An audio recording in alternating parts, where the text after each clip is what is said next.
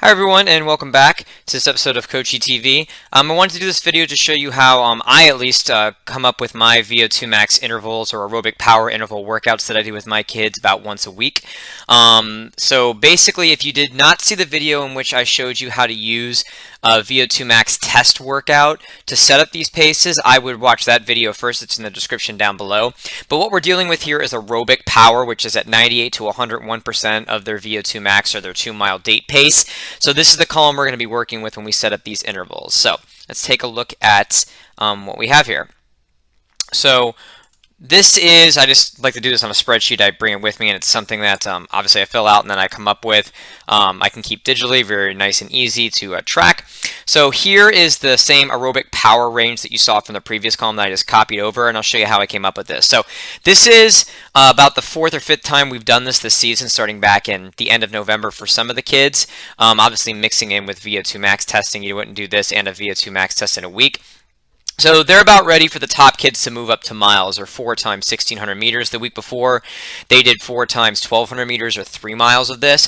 Obviously, the more continuous you do it, the more difficult the workout is. So you want to have a couple of these under their belts before you do it. These other groups, so this top group, these are all kids that are well in the 10s. Actually, Jared ran under 10 the last time out. So the reason why I'm having them do 16s, not only do I think they're ready just from what we've done, but also because their range here you can see is anywhere between about 5 and 5.5 minutes. And that's a really good sweet spot for VO2 max workouts when they're in shape.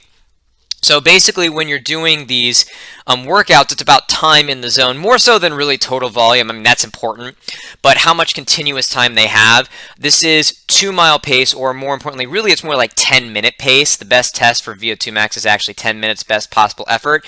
So if their mile pace was out to 6 or 7 minutes, then it would be really hard to repeat this or do intervals at this, just because you're getting close to what their maximum capacity is, which is about 10 minutes. So these kids are perfectly capable of doing miles because they're anywhere from, actually in Jared's case, under 5 out to about 5.5 minutes, and that's kind of perfect. And basically what I do is with this group, I give the rest kind of right where it would be equal to the last person coming through. Jared comes through, I'll have Thomas come through, Jackson come through, or however they come through, and the last person, then I start the rest. I'd rather give them a little more rest and make sure they hit that target, because if they're not at 98 to 101%, you're leaving something on the table. The body's not going to adapt. They're not going to improve their VO2 max, at least not this aspect of VO2 max that you're looking for. Going down to these other groups, this is times 1,200 times 4, and again, for the same reason why I moved these guys up to 1,600s, same reasons why I left these guys at 1,200s. One, a lot of these kids are much younger. David's only been running for about a month. Manny, Amir, Ethan, about a year or less than a year. Nia's been doing it for quite a while, but she's a middle distance runner. Danny about a year. Jania's been doing it for a little bit longer, but she and a lot of the girls on this list just started working with me in the last little week, so I don't want to overwhelm them. First year runner, girl moving up, first year runner, girl moving up, first year runner. So I don't want to overwhelm them. As I'm also looking at this, as I was mentioning up here before, since their mile pace would take them all the way out to 6 minutes with the top kids, all the way out to 7:30, that's just asking too much for a kid to be able to repeat. You might get 2, but to do 2-mile repeats of 2-mile pace, you're not really getting the development that you want. You're doing 2-mile pace, so you really want to probably go a little bit longer. 2 miles would pretty much just hold serve, and they're going to get 3 miles if they do times 4, 1,200 meters. So the group I have set up here, they're going to get, this is basically set up based on rest. They're going to go through and they're going to run these paces, 440 rest. This next group is going to get about 5 minutes. Next group, 5.5 minutes. So that's how and then there's another group down here that's going to be doing times 4,000s, again, for the same reason that we mentioned about how long they should really be doing it. So I'm going to pick a couple of these kids. I'm going to show you how I came up with this pace. Well, obviously here it's the same thing, so we can just clear those ones out. For the other kids, how you can kind of very easily come up with this. So there's a very nice website that I would suggest anybody use for this. It's the pace calculator, and all you have to do is just type in pace calc and it will pop right up for you. And the pace calculator is really nice because if you know what their mile pace is supposed to be, you just come down here. So let's do David. David is 6:05 for the top bit of his range. I want him to be at that mile pace, but I want the distance to be for 1,200 meters. and boom, oh, that's 1,200 miles. That's not what we're looking for. We want 1,200 meters, and you can make it yards, kilometers, however you want to do it. We're at 432 right there, and I would just round that down for the sake of making it easy for everyone. It's basically the same thing.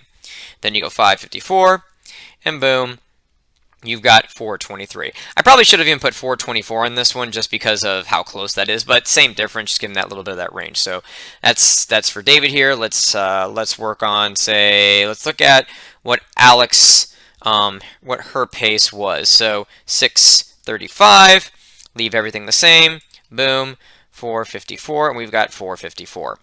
Put in the second number, 624, and we've got 446. Okay, this is pretty easy. This website makes it very, very nice for you to be able to do, free to use for anybody. Let's look at, say, Jensen. Let's go 513. I'm sorry, that's his actual pace. His VO2 max is 700, or his aerobic power is 7 flat, which would give us 513 all the way down to 647. And we've got 503. So that's the target range here. So, and then you would just do that with anything else. You could change it to thousands for this group down here. What I do have here for Lucas, because his VO2 max is a little bit, at this point, it's still underdeveloped. I'm only doing mile tests on him because he's only been doing it for a little bit. I'm just going to, when we do this workout, I'm going to have him complete as many as he can with Dana. Hold on as best we can. His VO2 max is going to improve a lot just because he's never run before. He's a swimmer, but really hasn't run. So I'm just going to have him complete this workout. Probably go out to 3. Probably won't get all 4 in, but he just needs to run to get better at this point. So basically, what you're looking for here is for all of these to be in the target window. So I'll do actually, this is a workout that we're doing very soon, so I'll release the video and the results on it right after this one. But essentially, what you want to do when you're looking for in these workouts is the equal rest to time on. That's important. A little bit more rest is okay, but if they can't do it, there's an aerobic power problem. Now, if you say we go into this workout and for whatever reason, maybe, I don't know, Jackson goes out and he hits 525 on the first one. And he comes back on the second one, we give him 530 rest. That would be equal work to time on, and he's 535. And we go, okay, we'll give you a 535 off, and he comes back and he's now 540.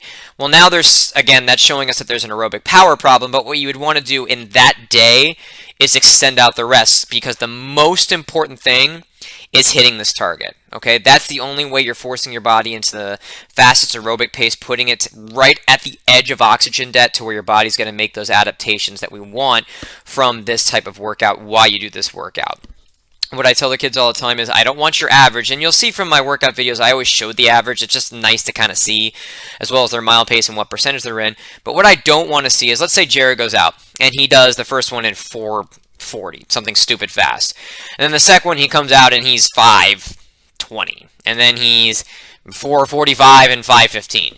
Well, that would be an average of, if my math is correct, right at 5 flat, which would mean he is going to be running in that range, but none of the reps would have been in that range. That's not what you want either. You don't want the average in there. You want every single time to be there. You want them to run right at that VO2 max to get that maximum improvement.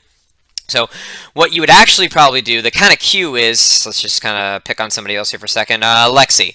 If Lexi's going out and doing this, we would say, Lexi, if you're kind of sort of uncomfortable, maybe kind of gauging how you're going to do this, try and hit like the slow end of your range, like 524, 523. Hit the slow end, even if you're like 525, 526 in the first one, not the end of the world, and then get a little faster. So if Lexi's 524 and then 520 and then 16 and then 514, that's the perfect kind of workout. Now, the obvious disadvantage of not running fast enough is you're not putting your body right at that point where it needs to make those aerobic adaptations to use more of the oxygen at the working muscle. The disadvantage of running too fast is now the oxygen is moving too fast past the working muscles, and it's not going to be able to capture as much oxygen as you can. It's actually one of the reasons why you get less oxygen into your working muscles at altitude. Your heart starts beating faster, the actual blood starts going too fast past the working muscles. It's one of the reasons why you develop more blood vessels at altitude. This is one of the reasons for that for that happening, along with the fact that obviously the air is less dense and there's less oxygen that's being carried also. So that's the issue why you wouldn't want to go too fast. Now, you could find a situation where a kid can hold that pace. It's sort of challenging to tell a kid to slow down, obviously, in these days. But if you've picked the right distance, like even a super in shape kid like Jared is not going to be able to just bang out 4:45 over and over, not at this point. And the reason I know that is we just did a regular test the week before. Test them regularly, and this is the best way to kind of do this. Test them regularly, and you know they're going to be in the right target range. If, say, Thomas goes out this day, and he's like, Coach, 20 to 5:17 is easy. All right, let's just hold that. There's going to be another test coming up pretty soon.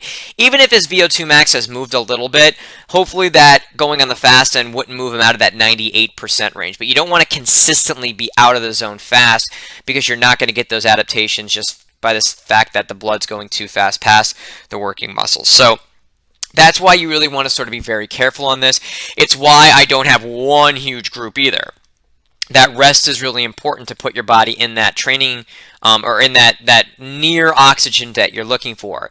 Obviously, they're running different distances, so I'll go past this group. But if I had David all the way down to Chris running the exact same time, and David comes through in 5:23, and Chris comes through in 5:36, well, I got to give Chris the about 5.5 minutes off for him to be able to repeat it. David's just sitting around. He could take a nap in between there. So try to not do this for convenience sake. You'll notice when I put the video out, there is a lot going on.